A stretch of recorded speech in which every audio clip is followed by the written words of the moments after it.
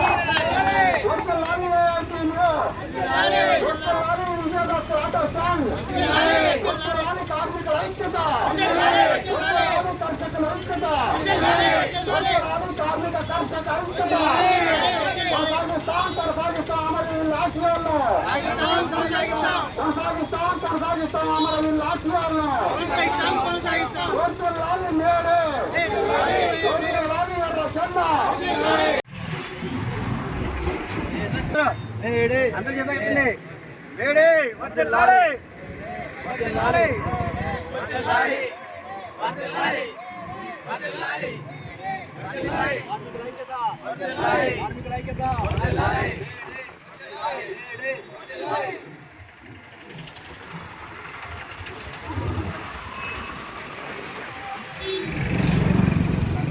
ఈరోజు మేడే సందర్భంగా మీ అందరికీ శుభాకాంక్షలు తెలుపుకుంటూ 1866లో మే 1 రోజు, అంతకుముందు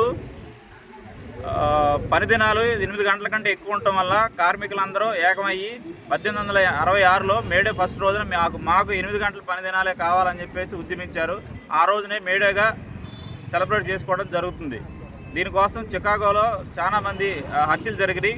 అంటే పెట్టుబడిదారులు భూస్వామ్య వ్యవస్థలో కార్మికులను అణగదొక్కి వారిని శ్రామిక పరిదినాలు వాళ్ళు ఇష్టం వచ్చినట్టు పని చేయించుకోవడం జరిగింది. సో 1866లోనే మే 1 రోజున కార్మికులందరూ ఉద్యమించి మాకు 8 గంటల పనిదినం కావాలని చెప్పేసి స్ట్రైకులు చేసి ప్రాణాలు కోల్పోయి త్యాగాలు చేయడం వల్ల ఈ రోజున మనం 8 గంటల పనిదినం చేయగలుగుతున్నాం. జోహార్ చికాగో మృతవీరులకు, జోహార్ చికాగో మృతవీరులకు, కార్మికుల ఐక్యత, మేడే, జోహార్ అమర వీరులకు, జోహార్ మృత వీరులకు, ప్రపంచ కార్మికులారా, ప్రపంచ కార్మికులారా, మేడే మేడే మేడే, ప్రపంచ కార్మికులారా.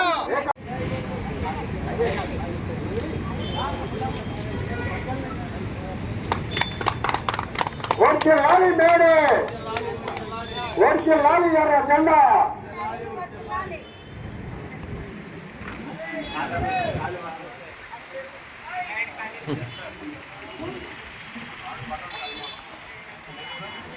కాంగ్రెస్ ఈరోజు 138వ మేడే జెండా ఆవిష్కరణ చేసుకుంటున్నాం. మరి ఈరోజు పాలకుల విధానాలు ఎలా ఉన్నాయో మనం చూస్తున్నాం. మరి గత 1886లో సాధించుకున్నటువంటి హక్కుల్ని కూడా ఈరోజు కాలరాసే విధంగా 44 కార్మిక చట్టాలని సవరించి 4 లేబర్ కోడ్లుగా మార్చారు. మరి ఈ రోజు కనుక చూస్తే ఒక యూనియన్ పెట్టుకోవాలన్నా, ఒక కార్మికులు ఒక ఉద్యమం చేయాలన్న నిర్బంధ పరిస్థితి మనం చూస్తున్నాం. మరి ఈరోజు కనీసం మేడే జరుపుకోవాలన్నా కూడా ఎన్నికల నిబంధనలో మేడే జరుపుకోవచ్చు అని చెప్పి స్పష్టంగా ఉంది. మరి ఈరోజు కొంతమంది అధికారులు మేడే జరుపుకోవడానికి కూడా ఆ దిమ్మరికి చుట్టూ స్టిక్కర్లు వేయడం, మీరు చేయకూడదని చెప్పి ఆంక్షలు పెట్టడం మనం చూస్తున్నాం. మరి ఎన్నికల నిబంధన ఇవ్వాలి వచ్చిందేమో కానీ మనం మేడే అనేది 1886 నుంచి కూడా జరుపుకుంటున్నాం. మరి మన దేశంలో కూడా 1947 నుంచి ముందు కూడా జరుపుకోవడం జరిగింది. మరి ఈ రోజు మనం చూస్తే అనేక చట్టాలను సవరించి యాజమాన్యానికి అనుకూలంగా ఈ ప్రజలందరినీ కూడా కాలుచౌకగా కట్టబెట్టడానికి ఈ పాలకులు సిద్ధంగా ఉన్నారు. కొనసాగిస్తాం అమరవీరుల ఆశయాలను. వర్ధిల్లాలి ఆటో వర్కర్స్ యూనియన్. వర్ధిల్లాలి ఆటో కార్మికుల ఐక్యత. వర్ధిల్లాలి ఆటో కార్మికుల ఐక్యత. కొనసాగిస్తాం అమరవీరుల ఆశయాలను.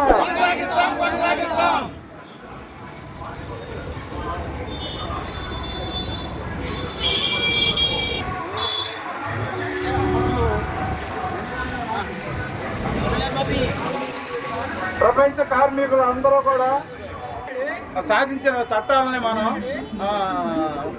వాటిని దుర్వినియోగం కాకుండా నేటి కార్మికులు కర్షకులు అందరికీ కూడా మనం వాటిని కాపాడుకోవాలని నేను వేరే సందర్భంగా Shri Vinayaka auto workers union సోదరులందరికీ కూడా తెలియజేస్తున్నాను. ఈ రోజుకి 138 సంవత్సరాలు గడిచినాయి.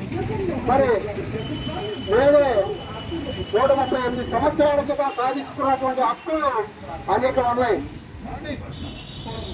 138 సంవత్సరాల నుంచి ఇప్పటి వరకు 44 కార్మిక చట్టాలని మనం సాధించుకుంటే ఈ బీజేపీ ప్రభుత్వం అధికారంలోకి వచ్చిన తర్వాత గత 2-3 సంవత్సరాల క్రితం నుంచి కార్మికుల్ని యొక్క హక్కుల్ని కాలరాసే విధంగా 44 లేబర్ చట్టాలని 4 లేబర్ కోడ్లుగా మార్చడం జరిగింది.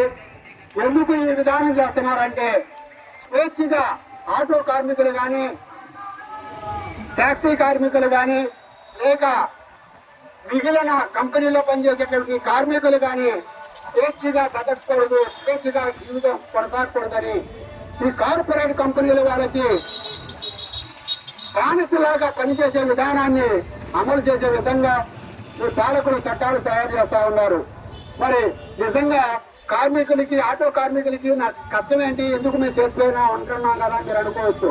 నిజంగా మీరు స్వేచ్ఛగా ఉన్నారా లేదో ఒకసారి ఆలోచించండి. ఎందుకంటే 30 రూపాయలకి రావాల్సినటువంటి డీజిల్ని 100 రూపాయలు చేశారు. 100 రూపాయలు చేసిన ఇదో విధంగా జీవితం కొనసాగుతుంది కదా అంటే ఈ దేశంలోకి ఓలా ఊబర్ లాంటి కంపెనీల్ని తీసుకొచ్చి మనం 100 రూపాయలు కిరాయి చూడాలంటే వాడు 70 రూపాయలకే పంపిస్తానంటాడు. ఆన్లైన్లో బుక్ చేసుకుంటే నేను అందుబాటులో ఇస్తే దాంట్లో సుమారుగా 150 రూపాయలు మనం ట్యాక్సీ చెల్లిస్తున్నాం. 3 లీటర్ల ఆయిల్ కొట్టిస్తున్నాం అంటే 3 ఏళ్ళు 21 210 రూపాయలు ట్యాక్సీ కడుతున్నాం. మనకి ఇచ్చేదేంటి, ఆటో వాళ్ళకి 10,000 ఇచ్చామని చెప్పి చాలా గొప్పగా చెప్తున్నారు. నిజంగా అంత చిత్తశుద్ధి ఉంటే 30 రూపాయలకి డీజిల్ సప్లై చేయొచ్చుగా, మనకి ఇంగ్రిమెంట్ చేయాల్సిన అవసరమే ఉంది. మన దగ్గర ట్యాక్స్ లాక్కోవాల్సిన అవసరం లేదు కదా. కానీ ఎలా నడిపించాలి ప్రభుత్వాలు అని చెప్పి కొంతమంది వ్యక్తులు అడుగుతున్నారు. నిజమే, మనం ఆటో కొన్నప్పుడు 2 లక్షల రూపాయలు ఆటో కొంటున్నాం అంటే దానికి ఒక లైఫ్ ట్యాక్స్ చెల్లించడానికి ఒక వాట్ ట్యాక్స్, మనం రోడ్ ట్యాక్స్ కడతానే ఉన్నాం. లైఫ్ ట్యాక్స్ అయితే లైఫ్ ట్యాక్స్ కడుతున్నాం, లేకపోతే వాటర్ ట్యాక్స్ కడతానే ఉన్నాం.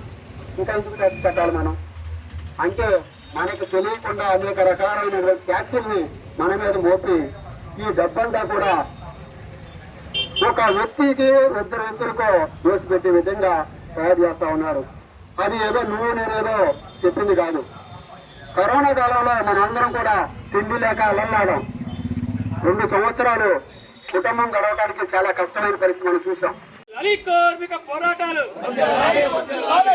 కామ్రేడ్స్, ఈ మేడేను ఉద్దేశించి కామ్రేడు ఎన్ఎస్ నారాయణ గారు ఆర్టీసీ వర్కర్స్ యూనియన్ సీనియర్ నాయకులు, సిఐటి నాయకులు వారిని 2 నిమిషాలు మాట్లాడాల్సిందిగా కోరుతా ఉన్నాం. కామ్రేడ్, ఈ రోజున ప్రపంచవ్యాప్తంగా కార్మికులందరూ కలిసి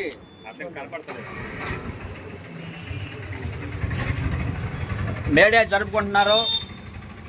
ఈ మేడే యొక్క ప్రాముఖ్యత ఏంటంటే ఇప్పుడు ఎలక్షన్ జరుగుతున్నా కూడా మరి కార్మిక రంగం మేడే జరుపుకోవడానికి పర్మిషన్ ఇవ్వండి అని చెప్పేసి ఎలక్షన్ కమిషన్ కోరితే వెంటనే ఎలక్షన్ కమిషన్ మరి ఈ మేడే జరుపుకోండి అని చెప్పేసి పర్మిషన్ ఇవ్వడం జరిగింది. దీనికి ఏ పార్టీలు కూడా అభ్యంతరం చెప్పలేదు. అంటే ఇప్పుడు కార్మికుల యొక్క పవర్ ఏంటనేది మనకి అర్థమవుతుంది. ఎవరు కూడా అభ్యంతరం చెప్పలేదంటే కార్మికుల యొక్క శక్తి చాలా ప్రగాఢమైనదని చెప్పేసి మనం అర్థం చేసుకోవాలి. అంటే ఈ కార్మికులు ఈ రోజున మన ప్రపంచవ్యాప్తంగా కూడా అనేకమైన ఇబ్బందులు ఎదుర్కొంటున్నారు. మరి కార్మికుల హక్కులు హరించివేయబడుతున్నాయి. కార్మికుల యొక్క చట్టాలని మన పార్లమెంట్లో కూడా చట్టం చేసి ఈ కార్మిక చట్టాలన్నింటినీ తీసేసి 4 కోట్లుగా విభజించి కార్మికుల మీద దాడి అనేది మన భారతదేశంలో ఎక్కువగా జరుగుతుంది. కార్మికులందరూ కూడా ఈ విషయాన్ని గుర్తించి ఈ దాడిని ఐక్యంగా మరి వ్యతిరేకించవలసినటువంటి అవసరం ఉంది. మరి ఈ సందర్భంగా ఏంటంటే మన మచిలీపట్నం సిఐటి అధ్యక్షులు 2 మాటలు మాట్లాడవలసింది. 2వ మేడే సందర్భంగా ఆర్టీసీ కార్మికులందరికీ, రిటైర్డ్ ఉద్యోగులందరికీ శుభాకాంక్షలు సిఐటి తరఫున తెలియజేస్తా ఉన్నాం. ఈరోజు కేంద్రంలోని మోడీ బీజేపీ ప్రభుత్వం ఈరోజు కార్మిక చట్టాలని హరించి వేస్తూ ఉంది.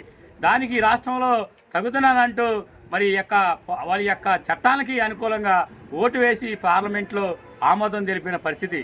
అదే సందర్భంలో వేల కోట్ల రూపాయలు పెట్టుబడిదారులకి రాయితీలు ఇస్తా ఉన్నారు. కార్మికులు పనిచేస్తూ ఉంటే వారి కనీస వేతనాలు అమలు చేయట్లేదు. కాబట్టి ఇటువంటి విధానంలో కార్మికులందరూ ఐక్యంగా పోరాటం చేసి తమ హక్కుల సాధన కోసం మేడే సందర్భంగా దీక్ష పూనాలని, అటువంటి దీక్షగా మీరు అందరూ కంకణబద్దులై ఉండాలని తెలియజేస్తూ నాకు ఈ అవకాశం మీ అందరికీ ధన్యవాదాలు. జెండా ఆ రోజు బలిదానాలకి గుర్తింపుగా, అంటే పని గంటలు ఎన్ని గంటలైనా కూడా పని చేయించుకునేవాడు, కూలీ మాత్రం చాలా తక్కువ ఇచ్చేవాడు.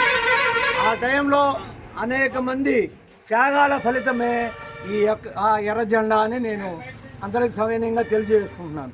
అయితే ఏంటంటే ఈ ఎర్ర జెండా వచ్చిన తర్వాత కార్మికుల పని భారాలు కానీ, గంటలు పని దినాలు కానీ అన్ని మార్పులు జరిగినాయి.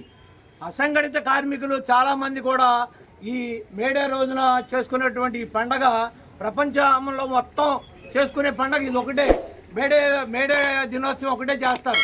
కావున మీ అందరికీ ఈ సందర్భంగా మేడే శుభాకాంక్షలు తెలియజేసుకుంటూ నాకు ఈ అవకాశం ఇచ్చినటువంటి సిఐటి నాయకుల గారికి ధన్యవాదాలు.